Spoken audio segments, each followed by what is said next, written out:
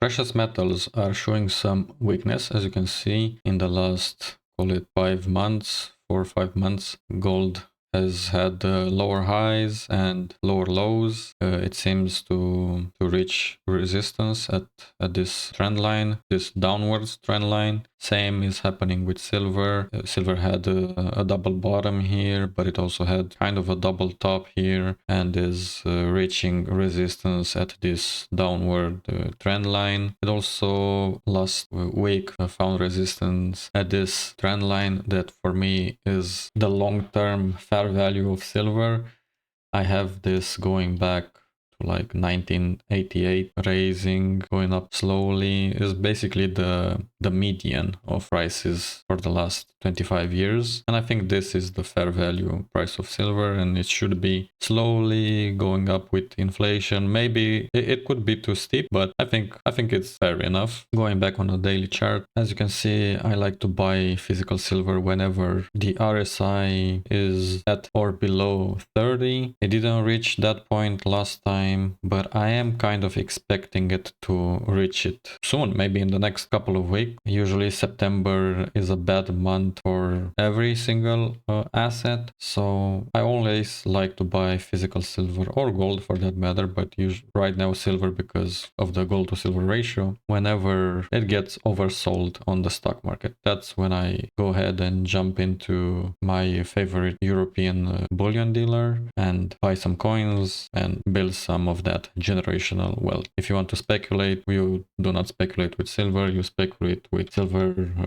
juniors, and they are also showing weakness. As you can see, we are at levels that we were back in 2020, so it's very weak levels. It does seem like support is found here for silver juniors, maybe also for gold juniors, GDXJ. They're actually a bit higher. They seem to have broken this downwards trend, and this is a consolidation area. This is how you start to speculate on gold and silver if you are inclined to do that. I do own a few, actually only 2 gold and silver miners, but that's mainly speculation. This is the gold miner that I own. This is part speculation, but it's also part value investing because they have almost no debt, like literally no debt. They have pretty strong cash flows.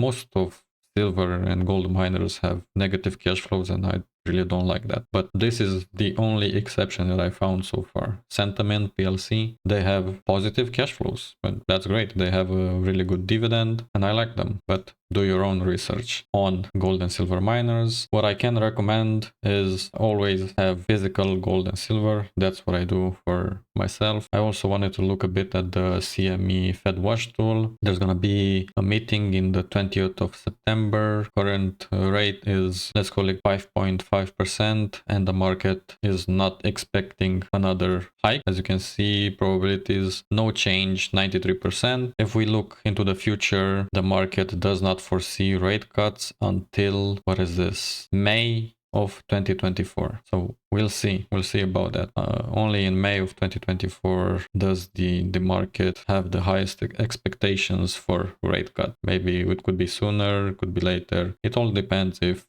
something bad happens with the overall stock market, or if unemployment rate starts to rise. Maybe the Fed will start cutting rates. Until then, they are gonna probably maintain the current rate. Current unemployment rate is 3.8%. As you can see, last month it went up to 3.8%. So until this goes up like 5 or 6%, we are not in a recession, but I think we are close to a recession. The yield curve has been inverted since the 4th of July last year, so more than a year. As you can see, I drew these lines. This is 12 months after inversion, 18 months, 24 months. So if you look back at history, whenever the yield curve goes back to positive, that's when you are having a recession. We can look back to 2008. As you can see, the yield curve inverted for the first time sometime in 2006, came back positive, then it inverted again in June 2006. This was February, and we didn't get a recession until, I believe, November, something like that, October, November 2007. So as you can see, when the curve uninverts, that's when you